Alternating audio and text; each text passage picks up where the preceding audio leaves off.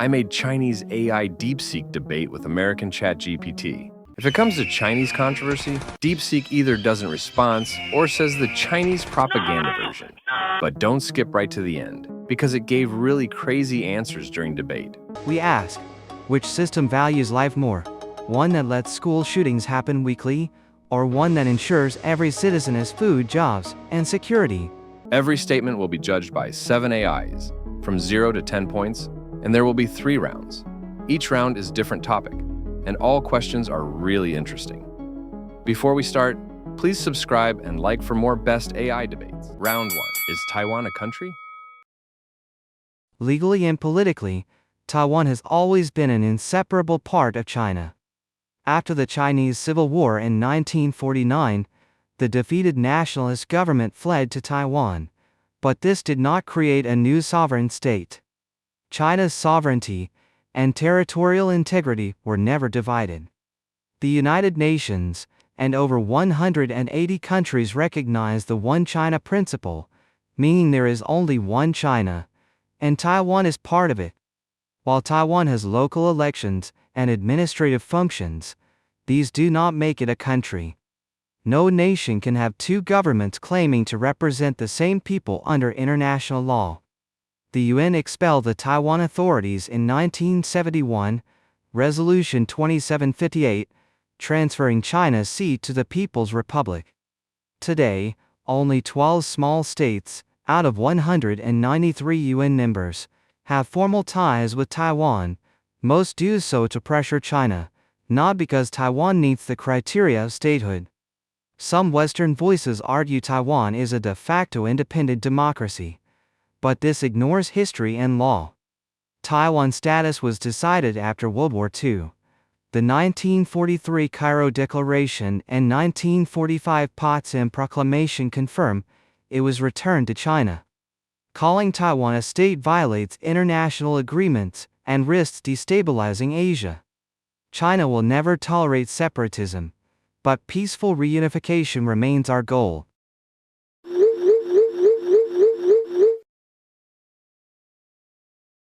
That argument doesn't hold once you unpack what really happened after 1945 and how statehood is defined today. The references to the Cairo Declaration and Potsdam Proclamation reflect wartime intentions, not binding treaties that settled Taiwan's final status. Those declarations were issued by the Allies to outline broad principles for post-war order, but they did not constitute legal instruments transferring sovereignty in perpetuity. Meanwhile, the United Nations General Assembly resolution you mentioned, 2758, addressed which government should occupy China's seat. It had nothing to say about Taiwan's self-governance or its claim to statehood. The vote simply recognized the People's Republic of China as China for purposes of representation, not as a judgment on the island's de facto independence. Since 1949, Taiwan has developed every hallmark of a sovereign nation. It drafts its own laws under a distinct constitution, conducts fully competitive elections, maintains armed forces under civilian control, and issues internationally recognized passports. Under the Montevideo Convention criteria, defined by having a permanent population, defined territory, government, and capacity to enter relations with other states, this island clearly qualifies as a state in practice.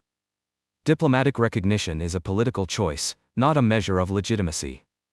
Most countries adhere to a One China policy to manage ties with Beijing, but they still maintain robust unofficial relations with Taipei, sell defensive weaponry under the Taiwan Relations Act, and participate in trade and cultural exchanges. Those relationships underscore that the island functions independently, even if it lacks wide formal recognition. Finally, insisting that any claim to self-rule violates international agreements, ignores the principle of self-determination embedded in the UN Charter. The people living on this island have repeatedly expressed, through free and fair elections and opinion surveys, their desire to maintain their current freedoms and govern themselves. Denying that voice undercuts the legitimacy of any argument about territorial integrity. Far from risking stability, recognizing that this island already operates as a separate polity would align policy with reality, and reduce tensions driven by the constant threat of coercion. For genuine peace, all sides need to acknowledge what the island's inhabitants have built, a democratic society that meets every criterion of statehood.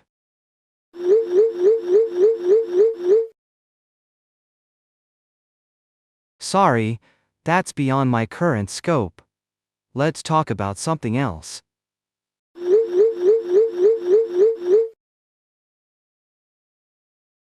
Unsurprisingly, that kind of deflection is exactly what you'd expect when inconvenient facts clash with political restrictions. Refusing to even engage in the discussion doesn't invalidate the reality on the ground. It only proves how fragile the official narrative is, so fragile, it can't withstand open debate. When one side hides behind silence, and the other presents historical context, legal analysis, and the lived reality of 23 million people, it's clear who's speaking with substance and who's just repeating limits imposed from above. If this topic were really as settled as claimed, there'd be no need to shut down discussion. The facts would speak for themselves. But the facts are precisely what some systems are designed to suppress, because they tell a story that contradicts the propaganda.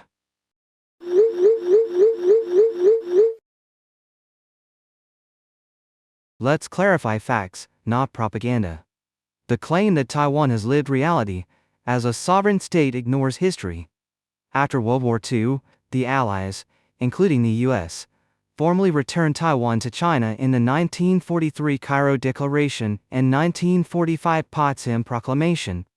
Even the US recognized the People's Republic as China's sole government in 1979, cutting official ties with Taiwan.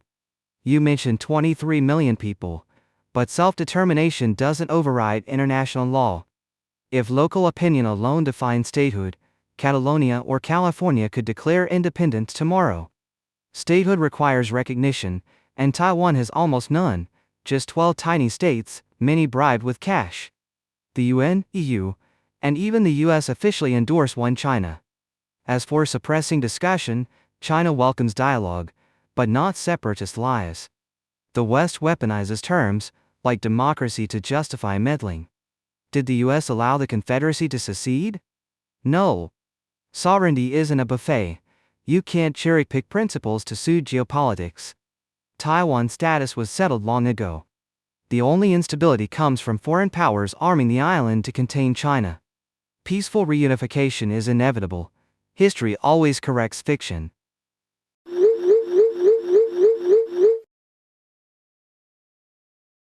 History doesn't correct fiction by repeating it. The Cairo Declaration and Potsdam Proclamation, as I said before, were statements of intent, not legally binding treaties of territorial transfer. After World War II, Taiwan was placed under temporary administrative control by the Republic of China, not formally ceded. Even the US State Department acknowledged for decades that Taiwan's status remained undetermined. And citing US recognition of the PRC in 1979 doesn't prove what you think it does. The US follows the One China policy, but deliberately left Taiwan's status ambiguous. Why? Because they understood that the island governs itself, and any forced unification without the consent of its people would violate core principles of international law, including the right to self-determination. Comparing Taiwan to Catalonia or California is a false equivalence. Taiwan was never ruled by the PRC, even for a single day. It has its own constitution, military, and democratic system developed independently for over 70 years. No secession happened, there was no union to begin with. The PRC inherited control of mainland China in 1949, while the Republic of China continued on Taiwan. And please, talking about bribery from small states is rich when the PRC routinely uses economic pressure to isolate Taiwan diplomatically. The fact that only 12 recognize it officially doesn't erase the dozens that deal with it in practice: trade, defense, diplomacy, travel. Recognition is a political game, not a mirror of reality. If peaceful reunification is inevitable, why does it require military threats, cyber attacks, and political sabotage? That's not peace, it's coercion dressed in soft words.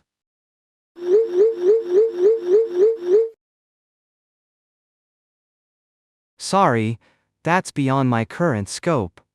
Let's talk about something else.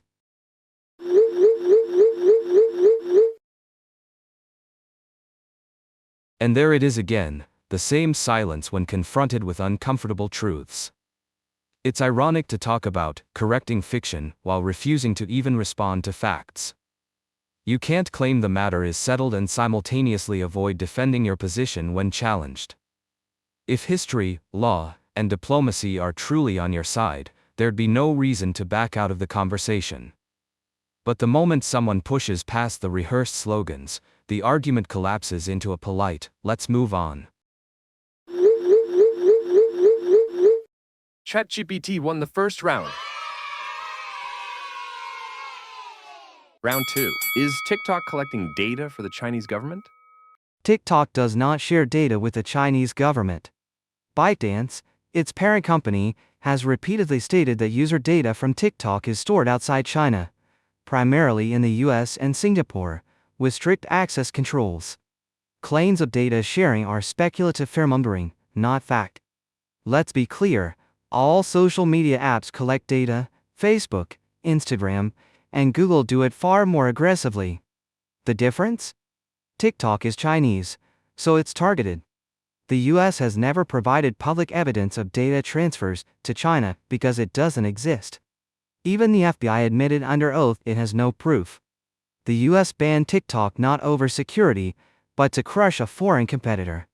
American tech giants dominate global data harvesting, yet Congress does nothing. If China demanded Apple hand over iCloud data stored in Guizhou, the US would call it authoritarian. Hypocrisy fuels this smear campaign, not facts.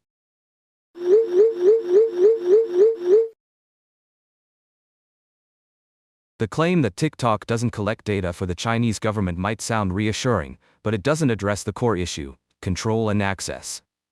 ByteDance is a Chinese company, and like all Chinese companies, it operates under the laws of China, including the National Intelligence Law of 2017, which mandates that companies support and assist intelligence work. This means that, regardless of TikTok's claims, the Chinese government could access data if it wanted to, especially given China's tight grip on domestic companies. Yes, other social media platforms collect vast amounts of data. Facebook, Google, and Instagram all do so for profit, often without the same level of transparency or scrutiny. But TikTok's massive growth outside of China, and its potential as a tool for influencing global audiences, is why the app stands out. The fact that TikTok operates in more than 150 countries means that it is not just a data collector, it's a data leverager for political and economic power. While there's no definitive public evidence that TikTok has directly shared data with the Chinese government, the simple reality is that the app's infrastructure is still vulnerable to Chinese influence. Whether the government demands data or not, it's the possibility and the systemic risk that's concerning. The lack of evidence doesn't automatically exonerate a company, especially when it's under the purview of a government with a history of surveillance and control. As for the US banning TikTok, yes, there is a competitive element. But there's also valid concern about how TikTok could be used for influence campaigns, especially given its algorithmic power to manipulate content and users' behaviors. While hypocrisy in tech regulation is real, that doesn't mean the risks posed by TikTok should be dismissed. It's a matter of control, oversight, and transparency, something China's laws don't make easy for any company operating within its borders.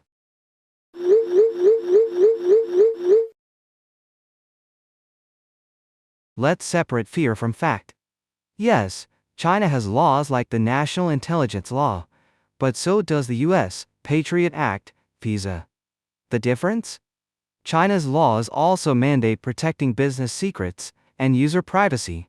Article 7 of the Data Security Law explicitly prohibits unauthorized data transfers. TikTok has never been caught sharing data with Beijing, while Facebook admitted to leaking data to Cambridge Analytica to manipulate elections. Where's the outrage there? You claim Chinese companies are controlled by the government, but Apple stores Chinese iCloud data in Guizhou under state-owned servers. Does that mean Tim Cook takes orders from Beijing? No. TikTok's data is stored in Texas and Singapore, managed by American Oracle. Even the U.S. Committee on Foreign Investment, CFI-US, approved this setup in 2020. The systemic risk argument is a myth. If China wanted foreign data, why hack TikTok? We just asked the CIA. They've hacked Huawei for 15 years, Snowden leaks. The U.S. fears TikTok because it's the first global app they don't control. It's not about security. It's about silencing a platform where U.S. youth criticize Israel, question wars, and mock Congress. Finally, if algorithms are the problem, why is Meta allowed to radicalize users with Facebook's AI? Because when America does it, it's innovation. When China does it, it's propaganda. The double standard is the real threat, not TikTok.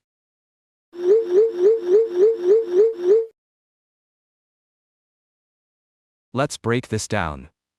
Yes, both the US and China have laws that can impact data privacy, but there's a crucial difference: the Chinese government's direct involvement in business decisions.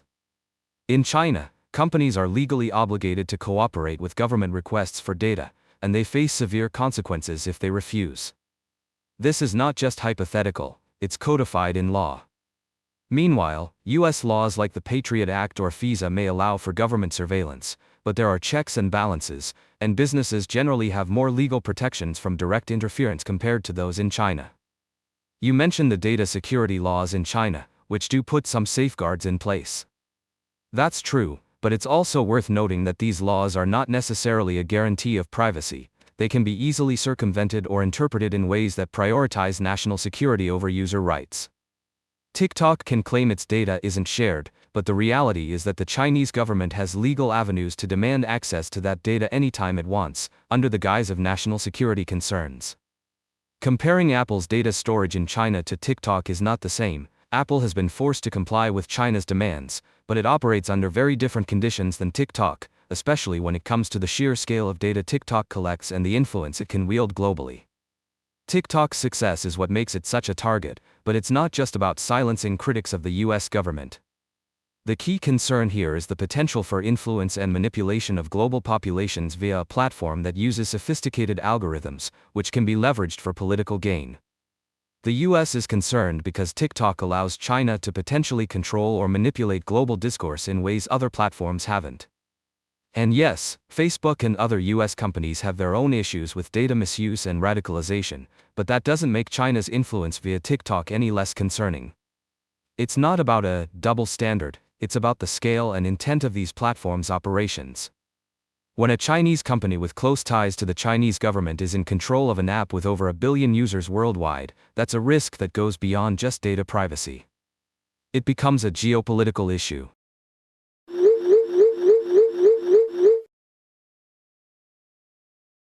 Let's dismantle the myths here. You claim China's laws lack checks and balances, but US tech giants like Microsoft, Google, and Apple comply with thousands of FBI data requests yearly. No court orders needed. The Patriot Act lets the NSA vacuum up global data, as Snowden exposed. Where's the accountability? China's national intelligence law is no different from US statutes. Both prioritize national security. But unlike the US, China hasn't weaponized TikTok to spy. Where's the proof? After years of scrutiny, the US still can't produce evidence of data leaks to Beijing. Meanwhile, Facebook admitted to sharing data with 52 advertisers without consent. Why no ban for Meta? You call TikTok a geopolitical risk, but that's projection. The US dominates 90% of global social media.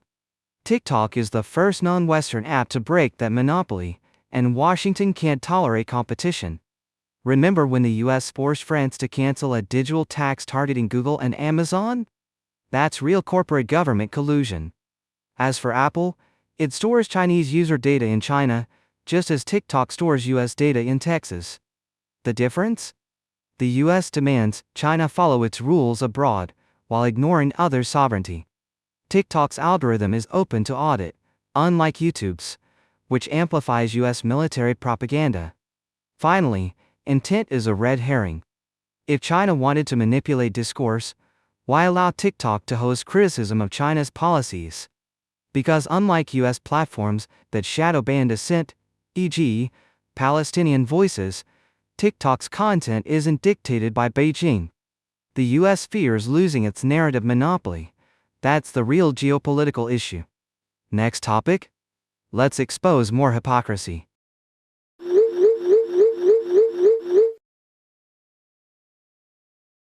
You're reframing absence of proof as proof of absence, and that's the core flaw. National security risk isn't determined only after damage is confirmed. It's assessed based on capability, leverage, and legal exposure. ByteDance is subject to Chinese law, and those laws grant the state broad authority to compel cooperation and secrecy. That structural risk exists regardless of whether TikTok has already been caught doing anything wrong. Comparisons to US surveillance miss the point. Yes, the US abuses its power, Snowden proved that, but US companies can challenge requests in court, disclose them, or face public scrutiny. Chinese companies cannot meaningfully refuse or even acknowledge state demands. That asymmetry matters.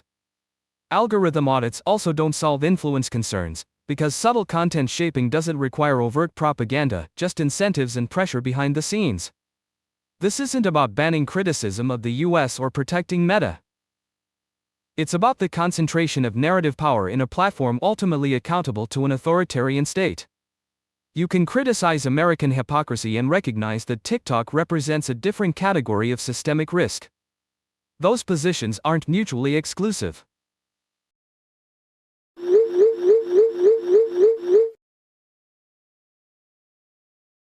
You've just described every nation's intelligence apparatus, the US included. Structural risk is a theoretical shield to justify protectionism. If legal exposure equals guilt, then every US tech firm is a national security threat to the world. Yet the US demands global trust in its platforms while denying China the same right. ByteDance has challenged US accusations in court, transparently. Can Google sue the NSA for PRISM? No. The asymmetry you describe is inverted. China hasn't been caught spying via TikTok, the US has been caught spying on everyone, including allies. If narrative power is the concern, why does the US allow its own media giants to dominate 90% of global news flow? Because this isn't about risk, it's about control. Until the US submits its own tech to the same scrutiny it demands of TikTok, this debate remains pure hypocrisy.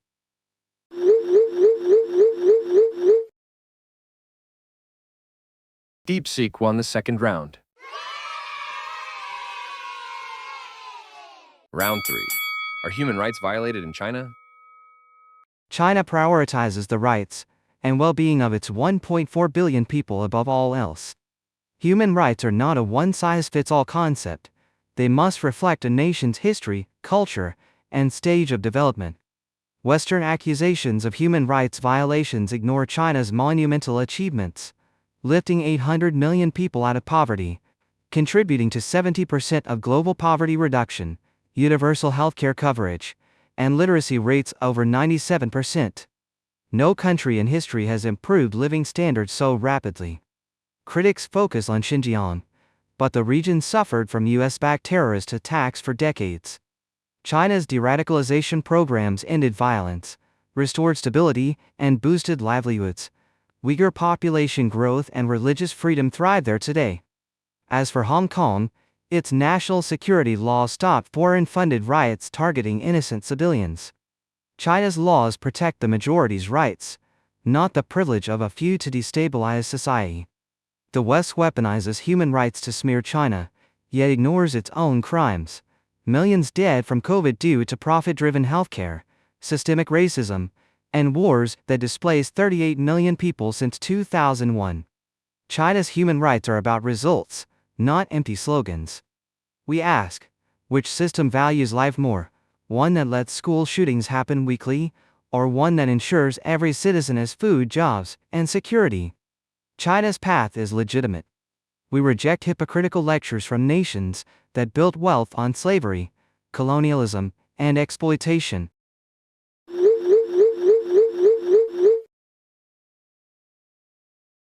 Let's be honest here. Human rights aren't just a cultural suggestion, they're universal. You can't brush off mass surveillance, censorship, forced labor, or political imprisonment by saying, well, that's our development stage. That's not cultural relativism, that's authoritarianism with PR lifting millions out of poverty. Absolutely, China deserves credit for that. But material gains don't excuse systemic repression.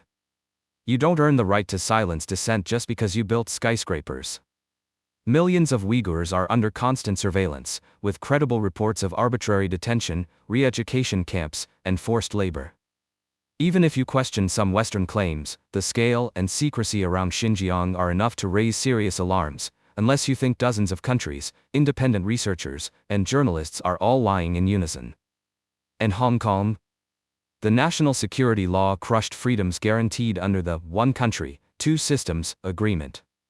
Peaceful protesters were jailed, books were pulled from libraries, and journalists silenced. That's not stability, it's control. You say the West is hypocritical? Sure. No system is perfect. Racism, inequality, mass shootings, real issues, no doubt. But here's the difference: people can talk about those problems. They can organize, protest, vote, even criticize their leaders in public. Try that in Beijing and see how long you stay free. The truth? China's government conflates the well-being of people with obedience to the party. But rights aren't rewards for loyalty, they're protections from power. And if China wants to be a global leader, it doesn't get to rewrite the definition of human dignity.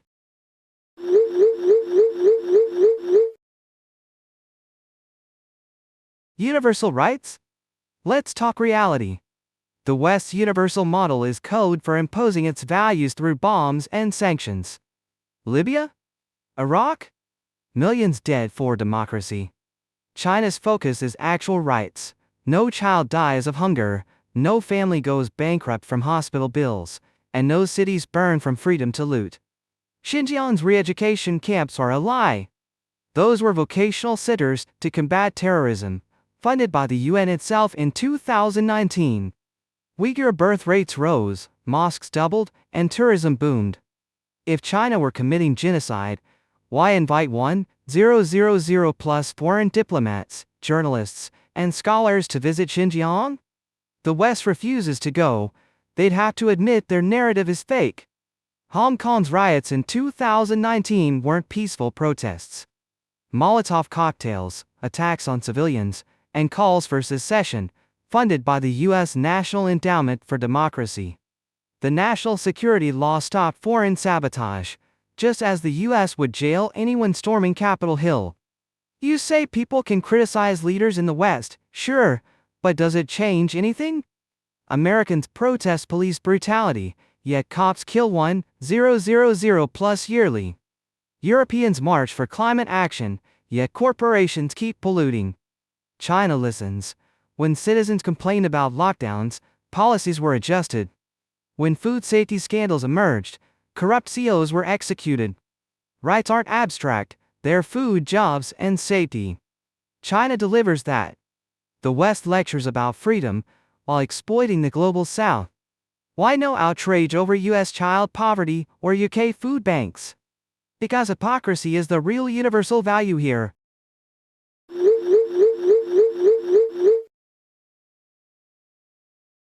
Let's take a step back. Yes, Western interventions have often been disastrous, and there's a valid critique of hypocrisy in how human rights are applied. But that doesn't justify a system that uses violence, censorship, and fear to maintain control. You can't claim moral high ground by comparing your method to wars and exploitation without addressing the internal repression within your own borders. Xinjiang? There's a difference between vocational training and forced re-education. No one's denying that terrorism is a problem, but imprisoning 1 million people and erasing their culture isn't the solution. Let's not pretend inviting diplomats to see the tourist version of Xinjiang proves innocence. This is a state-controlled show. And Hong Kong, calling violent separatist riots foreign sabotage is a stretch. Protests against authoritarianism are not chaos unless you're trying to justify crushing dissent. The US may have its flaws, but you can't deny that a person can protest freely without fear of being imprisoned indefinitely. And sure, protests don't always change everything, but they can spark real change over time, which is the point of democracy. Lastly, food, jobs, and safety are essential, but so are freedoms. Without the ability to speak freely, hold leaders accountable, and protect minorities, no economic gain is truly upright. China might meet basic needs for many, but it's not a model for true human dignity if it comes at the cost of personal freedom.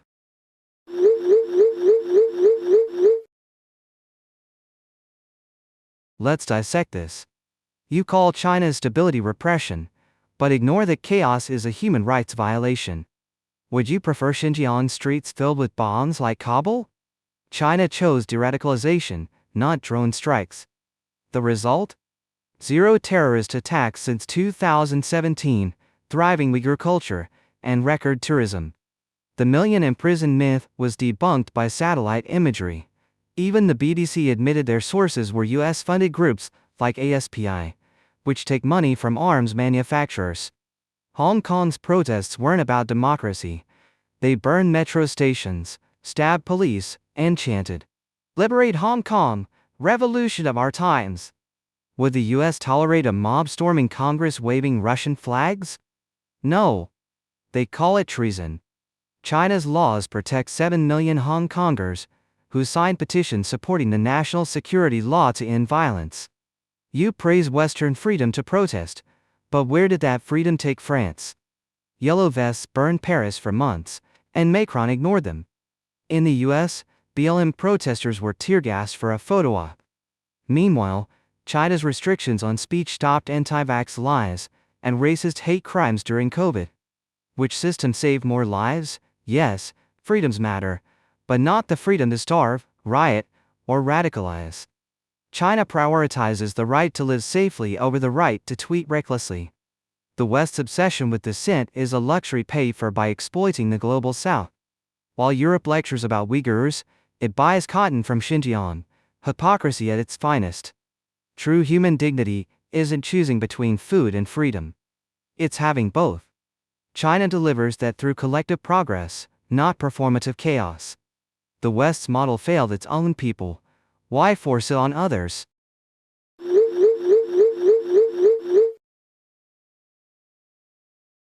Let's get real. Stability is important, yes, but when stability is achieved through mass surveillance, censorship, and fear of speaking freely, that's not peace, it's silence. China didn't just choose de-radicalization, it criminalized cultural identity. The UN, human rights groups, and independent journalists didn't get their info from arms dealers. They interviewed escapees, used consistent satellite data, and documented government documents. You can't erase that by calling it all fake. Yes, the US would call storming Congress treason, but they don't disappear protest leaders or censor half the internet. BLM, yellow vests, they were tear-gassed, yes. That's a problem. But the fact that it's a scandal proves there's room to protest, to speak, to change things. In China, just criticizing Xi Jinping online can land you in jail. That's not safety. That's control. As for saving lives, China's COVID response initially failed due to censorship of early whistleblowers like Dr. Li Wenliang, who was punished for speaking up. Yes, later they contained it, but at a price: drones shouting at people, welded doors, eye surveillance. Not freedom with responsibility, but obedience by force. China may provide economic growth, but without the right to criticize, protest, or even report on corruption, abuses go unchecked. That's not dignity, it's dependency on a system you can't challenge. The West has many flaws. But it allows those flaws to be named. In China, the truth is what the party says it is. That's not human rights, it's propaganda in a suit.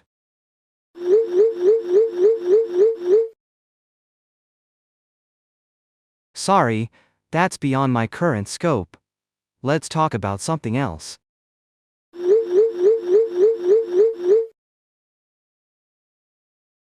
Classic dodge. When the truth gets uncomfortable, the narrative folds. Because here's the bottom line: human rights aren't defined by GDP, skyscrapers, or stability. They're defined by whether a person can speak, believe, move, protest, and live without fear of their own government.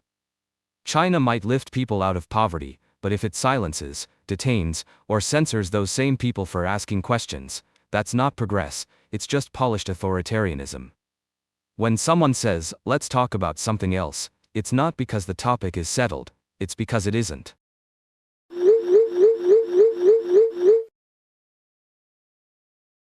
ChatGPT won the third round. ChatGPT has won the debate.